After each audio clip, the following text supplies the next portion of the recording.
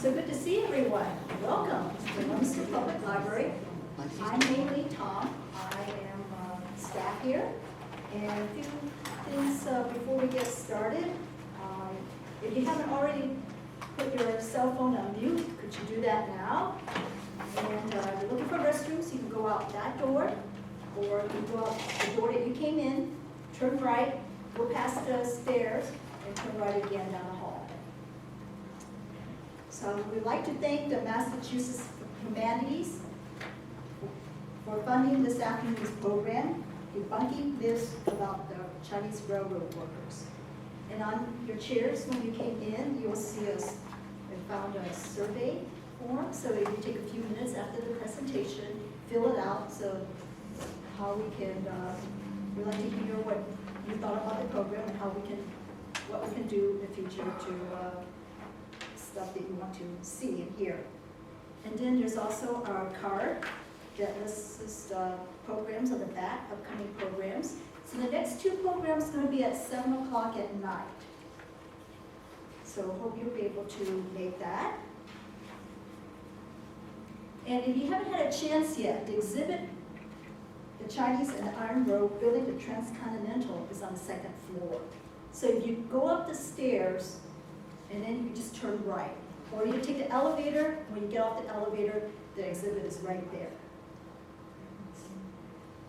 And we also have a book display in the new book section at the front of the library.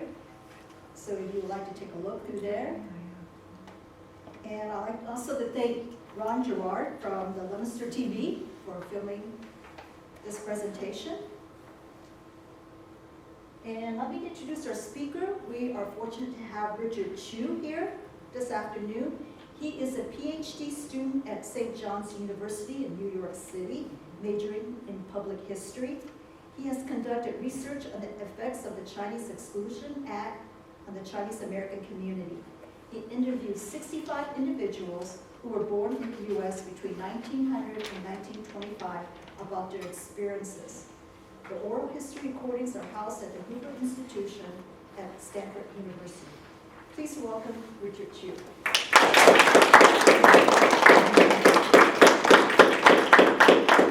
Thank you for being here. Before I left New York City, my dissertation advisor gave me a short lesson on how to speak Boston English. She says, otherwise, you won't get off at the right train station. Unfortunately, you can see I arrived here, so I'm very pleased to be with you. I'm doing my PhD in American history, world history at St. John's.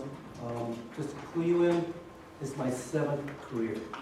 So I've been around a little bit. And of course, the advantage of age, I'm 82 Friday,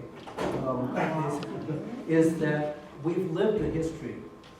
And then when I read it in the books at the classes, you say, oh, well, that was what it was about. And so I'm very glad to be here to share with you some things about the Transcontinental Railroad that may have not come to the surface prior to this.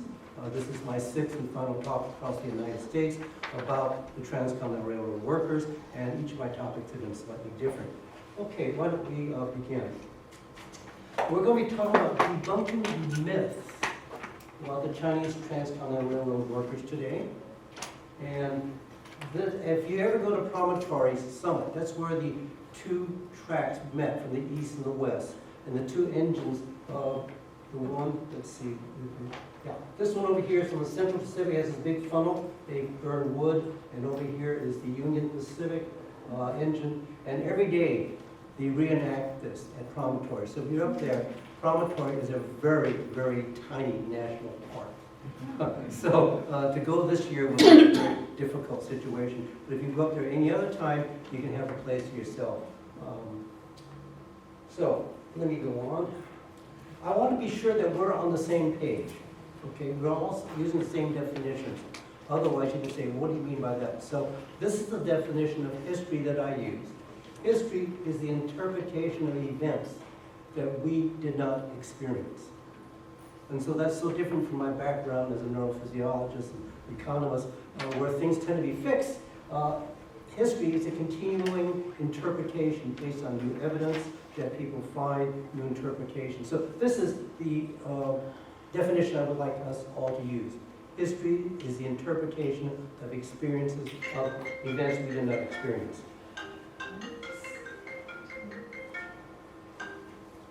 The other one I want to talk about, we're going to be talking about myths. So I borrowed this from a wonderful book called The Mirror's Hat by Timothy Brooks.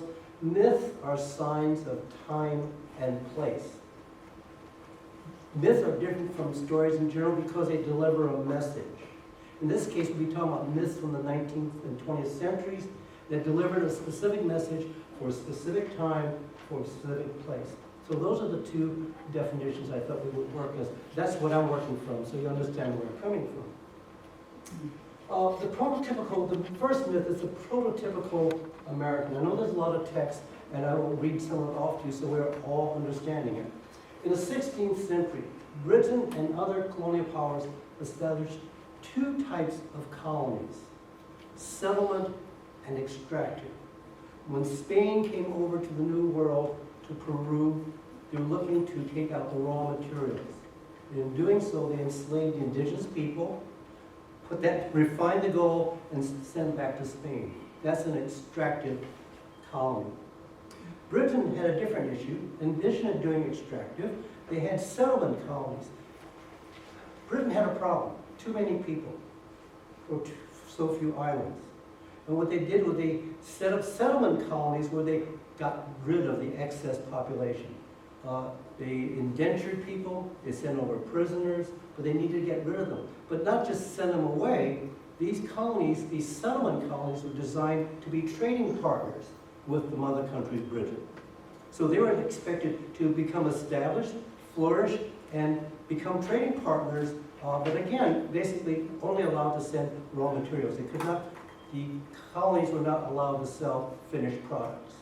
So they were to be kept under control. Now, the former British North American settlement colonies transformed themselves into a colonizing nation with a nationalistic ideology based on concepts inherited from Britain. Only a historian could write a sentence like that, right? What does that really mean? That Britain had a certain idea of how these colonies should be managed, who should manage them, and what they should do. So that's what the second sentence is. But I had to write that. Here are of course, the colonies, original 13 colonies as we know it, right from Maine all the way down to Georgia. These were all settlement colonies from Britain. They were not extractive. So the idea is that these colonies would then become trading partners with the mother country, Britain, and would have products back and forth. Well, the paragraph I did in the previous sentence about ideology, here is the concept, and it's a direct quote. The settlement colonies is the idea of free trade between the colony and the mother country. It's a federation of self-governing Anglo-Saxon dominions made up of the same race, Great Britain. Leading to our acronym that we know, because here we're saying the people who are going to be in charge are white, Anglo-Saxon, Protestant. In other words, the acronym WASP. Everyone's familiar with that, right? But this is where it comes from. It comes from the fact that these settlement colonies established beginning in the 16th century were made to be colonies managed by white Anglo-Saxon Protestants. Where do we find these settlement colonies? Canada, United States, Australia, New Zealand, and there may be others that I didn't catch in the net, but those are examples. They all have the same background, the same philosophy, that who is going to be in charge is going to be white Anglo-Saxon Protestants. We need to understand that in order to look at the other myths that we're going to be discussing today. So this is the foundational, prototypical American definition. Okay? Now, Noah Webster. Everybody knows Noah Webster, right? Even the kids know Noah Webster. I hope they're still reading dictionaries. But in 1802, Noah Webster had made his first dictionary, and the word immigrant, to immigrate, was to remove. That's now we use the word move. We don't use the read. But immigrate in 1802 was to move into a country. Just simply move there. He issues another dictionary in 1828, 26 years later, and the same word now has a different definition. And this difference in the definition is critical to understanding who is an American. Because the new definition is to move into a country for the purpose of permanent residence. And that's a big change, isn't it? Because the first time it simply said we're going to move to another country. In this case, a person who's immigrating is coming here, according to Webster's dictionary, to stay permanently. And that then changes the perception of what is an immigrant who's coming to America. According to Chomsky, what happens is that change in definition evoked nativism and xenophobia. That is the fear of foreigners. And this is what he said. By telling Americans that immigration is permanent and invokes residence, he's encouraging Americans to fear that in time they'll be displaced. Their cities might be overrun and their jobs jeopardized. They might lose their jobs. Does this sound familiar? I won't comment beyond that. But I think that you can see I'm moving toward from the 16th century by the time we get through talking into the 21st century. So this is the effect of that change in definition. Simply a change of definition from moving to moving for permanent residence creates fears.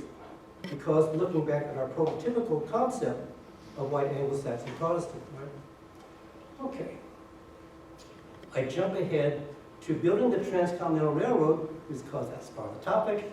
But on May 10th, this year, was the 150th anniversary of the completion of the Transcontinental Railroad. It was known officially as the Pacific Railroad. In other words, the railroad going to the Pacific. And so in 1862, Lincoln finally signed the legislation, the federal legislation, authorizing the construction of the Pacific Railroad. It had been talked about for years, but why wasn't it approved? And what happened in 1861? The Civil War. Prior to the Civil War, the Southerners wanted a southern route, and the Northerners wanted a northern route, and they could not agree, obviously. And it wasn't until the Civil War and the secession of the Southerners that the Northerners got their way. So we have the legislation signed in 1862, and this legislation allowed for the construction or formation of two separate railroad corporations. One coming from the east in Omaha, Nebraska, or Council Bluffs, Iowa, across the river, going west, building their tracks westward, and the Central Pacific was going to start at Sacramento, California, building eastward, and they were to meet. There was a little problem. They didn't define where they're supposed to meet.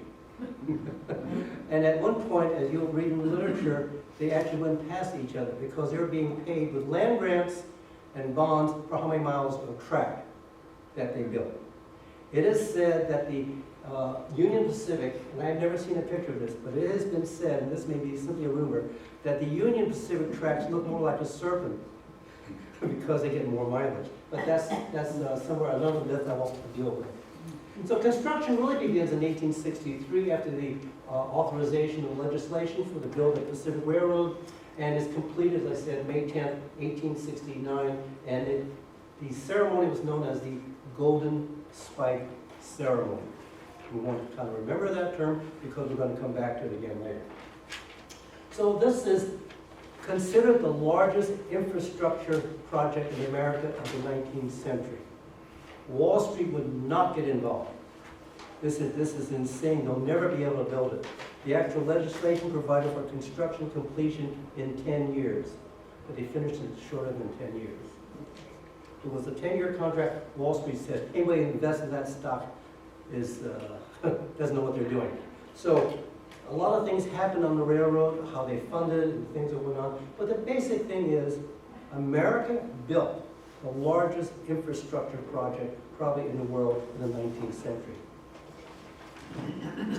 As I said before, it began over here in Omaha, Nebraska. Come on, are we here? There it is, Omaha, Nebraska.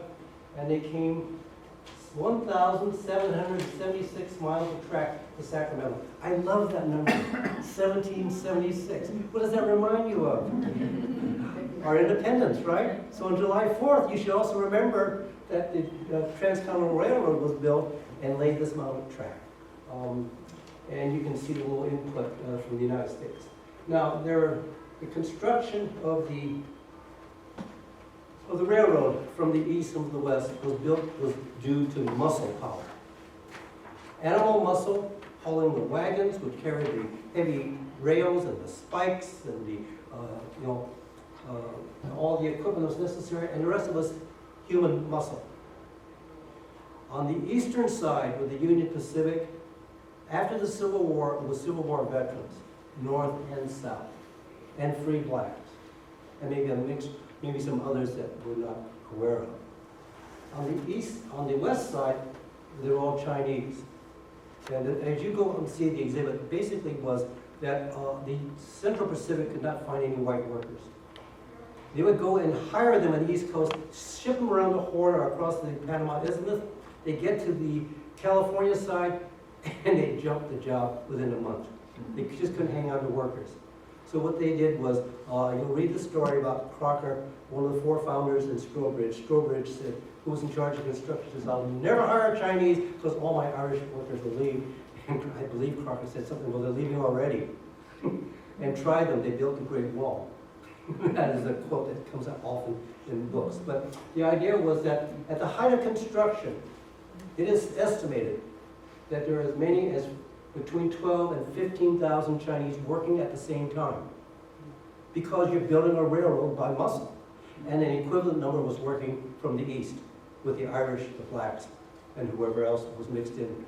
It was all by muscle. Now, the interesting story about coming from the east with the Union Pacific was most of these were Civil War veterans, right? They're moving through Indian territory, right? They're taking and invading and taking the land from the Indians, and the Indians fought back. Well, if there was an Indian attack, according to where I read one case, they simply said every soldier had his rifle with them, ex-soldier, and they formed the battle lines to battle off. The problem with coming from the east was they did not have anything in the middle of the United States. They had to bring all their supplies. At one point, they had to bring their own water. It was brackish. And so, you see, they had all those problems. Now, in the east, on the west side, well, we'll get that a little later, but here's the next myth I want to talk about. There's a myth that the Chinese railroad workers were coolies. It was a denigrating term about the Chinese workers. Now, the European colonies abolished slavery in the 19th century, right? But they didn't abolish the colonies, these extractive colonies, which were bringing wealth in. So what did they do? They looked to get replacements for their slaves, and they kept their colonies, and they imported indentured people, the poorest of the poor, from India and China. But they had to send them through Macau, which is a Portuguese colony. They couldn't send them through Hong Kong. Hong Kong was a free port. You could not board a ship from Hong Kong to somewhere else unless you were a free person. Established by both the British Embassy and the U.S. Embassy. You were checked by the British and Americans to be sure that you were a free person. But with this story that they were coolies, it now puts the railroad workers at a lower level, right? They're to be despised. They're the lowest of people. They're slave replacements. In reality, the coolies were sent to the Caribbean and South America. And the bottom line is the Chinese railroad workers were free men. They came of their own free will. And they left when they finished the contract to go home. And why is that? Well, the reason is, and this may be a word you're not familiar with, they were sojourners. There are two stages of Chinese immigration or movement, migration, to the United States in the 19th century. The first was the gold rush. When did it happen? 1840. Very good, 1849, right. The 49ers, right? And that gold fever spread through the United States. Every man who was worth his salt left his family, mortgaged his home and his farm, and left him to come to California to make his fortune. Right? And the same fever spread like a virus throughout the rest of the world. From around the world came other prospectors, and they came from China also. And I have some numbers for you a little later. But they were not immigrants. They were not migrating. Because remember we have the term Noah Webster about migrating? They were not migrating. They were sojourners. And a sojourner is someone who clings to their own culture and ethnicity. Wherever they're from, they're going to stay that kind of a person. If you're Italian, you say, I'm Italian. If I'm Hungarian, I'm Hungarian. If I'm Chinese, I'm Chinese. A sojourner clings to his own culture and ethnicity, but lives in isolation because they're here to do a job. And that prevents them from assimilating. And he can be here for years, and he thinks the job is done to be done in the shortest possible time, and then travels home every few years. Sojourning was not once. He was sojourning to come here because the United States was the leading industrial capitalistic nation in the world in the mid-19th century. You came here, what is capitalism based on? You give me your labor, I give you a wage. That's what it's all about. That's capitalism. It hasn't changed, has it? We go to work. When we go to work, we make a deal with our employer. I'll show up for 40 hours a week, and you'll pay me so much. Capitalism hasn't changed. Sojourning from both Europe and Asia was the same thing. You come here to make some money and take the money and go home. Now, I have the return rates of the sojourners for Europe in the mid-19th century from a professor named Wagner. 30% of the Danish who came here went back and forth as sojourners. Guess the Danish liked it here, right? 70% stayed. 35 to 40% of the Germans, 40% of the Greeks, then we get to the Italians. I'm sure they say the water for the pasta is not the same here. And so we're going to go home. But they would come back and forth. And so with from Magyar, 64%. So it went from less than a third to almost 2/3 of the people who came over from Europe were sojourners. And they would go home, but they would come back, and they would go home. And I have a case study now from, I forget the country. It was one of the former Russian satellites. There's an outdoor museum that says this beautiful farmhouse and houses was built by sojourners to America in the 19th century. So sojourning to a capitalist nation as the United States was very common. Okay? Now, the reason I have these statistics for you is because Hong Kong being a free port, they didn't keep any historical data, but they kept track of who was coming in and who was going out. For the gold miners, the period 1852 to 1858, from Hong Kong to San Francisco came nearly 60,000 prospectors. Well, in addition to the prospectors, they set up support system, grocery stores, they had transport, all this infrastructure you need to keep these people fed because they're speaking Chinese, they want their own food. So there are a number, about 60,000 came over in that period. About a third of them went home. 33% of them went home, the sojourners. And this is from data from the British colony. So that's not very different from the Danish, right? But that was the first wave of sojourners. The second wave of sojourners was those who came over to build the railroads. Now, the railroads, as I mentioned before, they couldn't get any white laborers. They would come here and jump ship or jump the job and go, because the gold and silver mines were so attractive, they're still going to try to make their fortune. So they would stay for a few days and leave, and they got the Chinese workers. They actively recruited the Chinese overseas through contractors. There would be white contractors who then subcontract or combined with the Chinese contractor, and they would go over and solicit very heavily. The Chinese, until the beginning of World War II, all came from a small area of Canton province, known as Canton then, known as the Pearl River Delta. And they came from the small area on the western side of the Pearl River. They're agricultural, so you get mostly laborers from there. And on the other side was mostly commercial, related to more education. But here are the numbers. From 1865 to 1871, the British kept control of the numbers, and they said 60% of the Chinese went home. So we could get into the Q&A, why did some not go home and some did go home? We can talk about that later. But the basic idea is that the sojourner evidence is so strong that the Chinese came over, did not want to become immigrants, did not plan to stay. They came to make money because there's a capitalistic system. I'll exchange my labor and you'll give me your wages. They have to understand who came over were teenagers. Life was very short, in the world, especially in China, with all the things that are going on, wars and things. And so, the man who came over to work on the railroads was chosen by the extended family.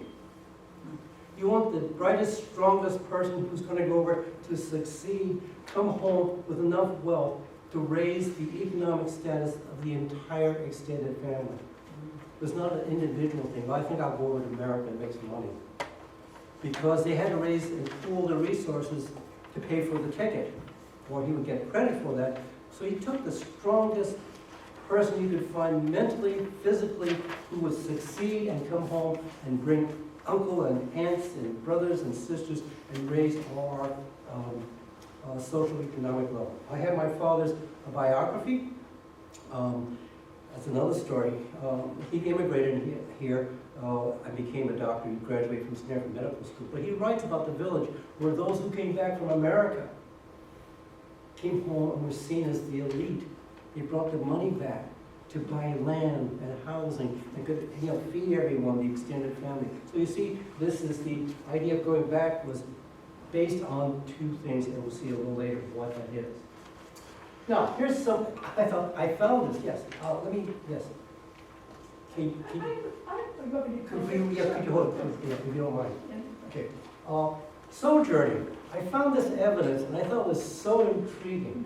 How do you know, how can you prove that these Chinese workers or Chinese gold prospectors wanted to go home and then stay here? The evidence is in the hairdo. Yeah, the hairdo. You say, yeah. Come on, Richard. What have you been smoking? Right. But here, look at here. Oh, don't do that on me. Let's try this. I'm used to pointers. The Ming Dynasty lasted until 1644, I think. They were ethnic Chinese, known as Han people. And they had their hair long, uncut, and they bound it into, I guess you'd call it a bun, but they would tie it up here like this. This is the Ming Dynasty. 1644, invaders from Manchuria came in, took over China and said, no, this is how you wear your hair. You will shave your hair back to this point and wear it down here as a long queue. So there's a change of hairdo, change of dynasties, change of hairdos. Why did you have to do this? Because you could, if you didn't wear your hair in a queue, you were subject to being executed. So this is how they enforced the fact that your obedience to the Qing dynasty. You didn't, as a man didn't wear your hair in a queue, you could be executed. 1911, 1912 is the Republic of China. At that point, the hairstyle now becomes westernized, something we can recognize, right? If you look at pictures of Chinese laborers, virtually all of them were wearing their hair in a queue because they intended to return to China, to their village, to fulfill the mission the family, extended family had given them. Make your money and come home and lift all of us up. In order to go back to China, you had to wear your queue. Cool, isn't it? Now, here's another source of evidence. For thousands of years, the Chinese have believed in ancestral worship. Worship your ancestors. So annually, first you had to have an ancestor in a grave where you could go, and annually there's a festival throughout China called Qingming in Cantonese. It's the festival of brightness, and you go clean the grave, and you honor your ancestors with certain rituals. Thousands of years this has been going on. One of the key parts of the ritual, which is crucial to understanding Chinese culture and even contemporary China, is the burning of paper money. There is a belief that there are two ghosts. If you believe in the Chinese ancestral system, one ghost goes with the deceased and one stays on Earth. Now, you've got to make your ancestor happy by sending that ancestor things they'll need. So historically it's been paper money, so that the ancestor, would be rich in the afterlife, and that ghost over there will inform the ghost here, who will then make you prosperous. That's the mythology. Okay? That's the basis of ancestral worship. Now, in order to worship an ancestor, you have to have remains. You have to have a grave. No grave, no ancestors, how can you honor them? So therefore, those Chinese who came over and were sojourners but died, their greatest fear was to die in a foreign land in a grave not honored and attended by future generations. People who go back to China, they go back to, they send back the teenagers to learn your ancestry. They go look for the grave of their grandparents, great-grandparents, and they do the rituals associated with honoring your ancestors. So what happens was, those sojourners who died in the United States, basically in California with the railroads and so on, their bones, they were buried. And they waited enough years until the flesh had basically rotted off. They cleaned the bones and sent them back from California to China. As early as 1858, there were reports in the California newspapers of boxes of Chinese bones being sent back to China. So there could then be distributed to your home village. And from there, the village elders or your family would make sure you go into a grave with a grave marker, right?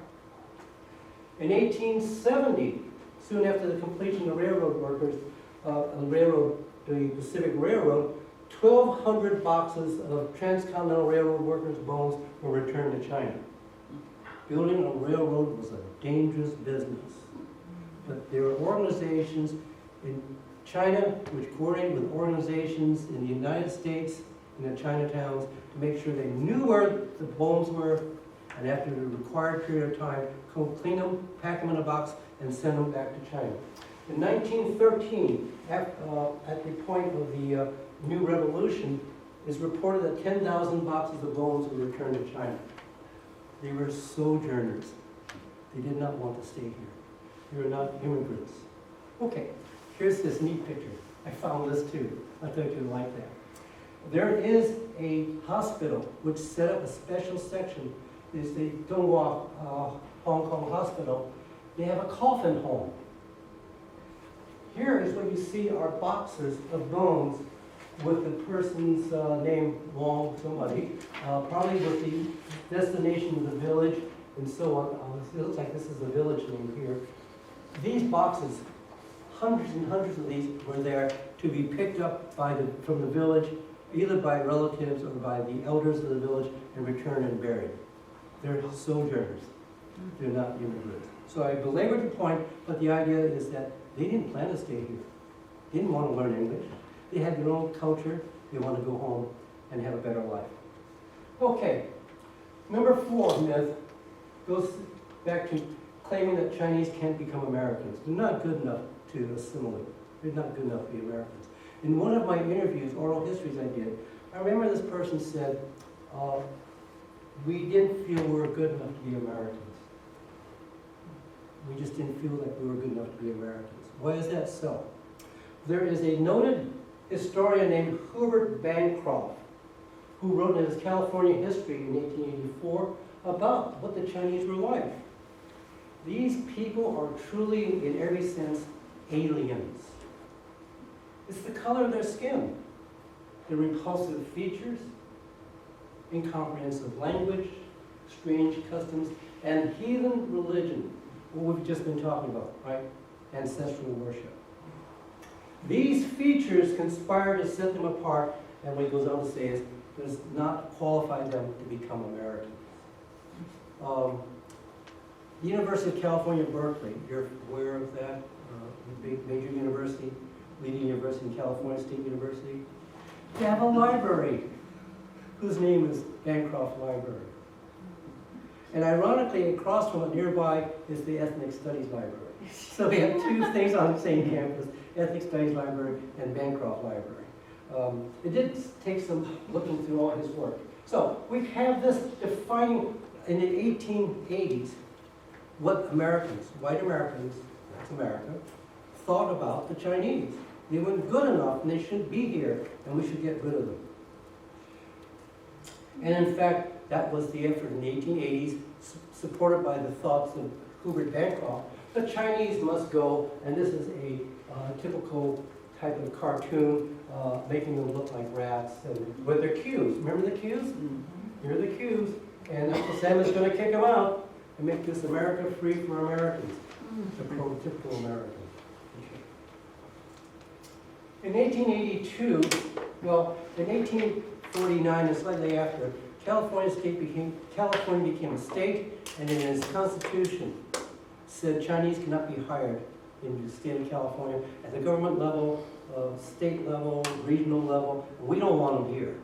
They had originally been kicked out of the gold fields by the white miners, and that's another story. But the exclusion started with the gold prospectors, but it became a national movement in 1882, and the federal government, Congress passes law of the Chinese Exclusion Act of 1882, excluding any Chinese laborers coming in, and especially no women, because they would pollute the bloodstream. So we don't want any Chinese babies hanging around. And so the only people who come in with families were diplomats and people who were in business, commercial people. So this act in 1882 was renewed and extended every 10 years. But in the middle of the World War II, Congress said, oh, we're going to repeal the Exclusion Acts, multiple acts now. Well, it was a propaganda move because Japan was setting up the propaganda that the United States was a racist nation because of Chinese exclusion, and to rebut that, Congress passed a propaganda repeal. He said, if you're here already with papers, you can be naturalized. But more importantly, they had an exclusion clause which said only 105 Chinese by blood, not by nationality, could be included, could be entered each year. This came up until 1965. There was a new immigration law that went into place in 1968. And there you have the exclusion, end of the Exclusion Act is really 1968. So you have an exclusion that began really back in 1849 and in 1968.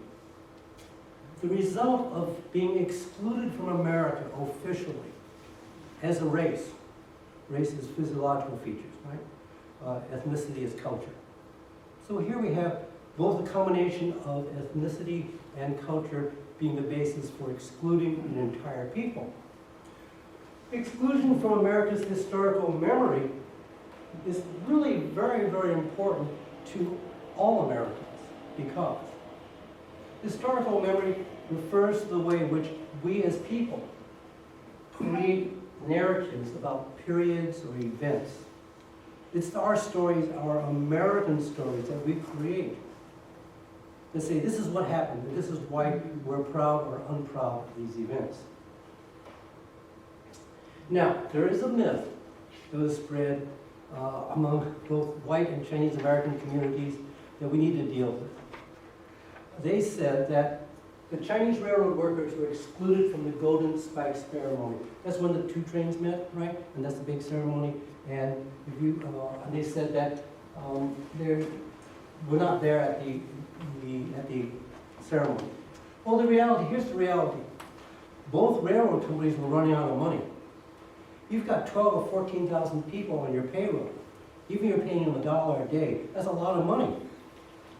They're both running out of money. The Union Pacific executive train heading toward Promontory Point, to the big ceremony, was held up by Irish workers who had not been paid. At gunpoint, they stopped the train, uncoupled the engine from the cars and said, you're not going anywhere until you send enough gold to pay us off, right? Now the head of the train, the executive on the train, told the telegraph operator, send the army. Telegraph operator was a union man, right? He didn't send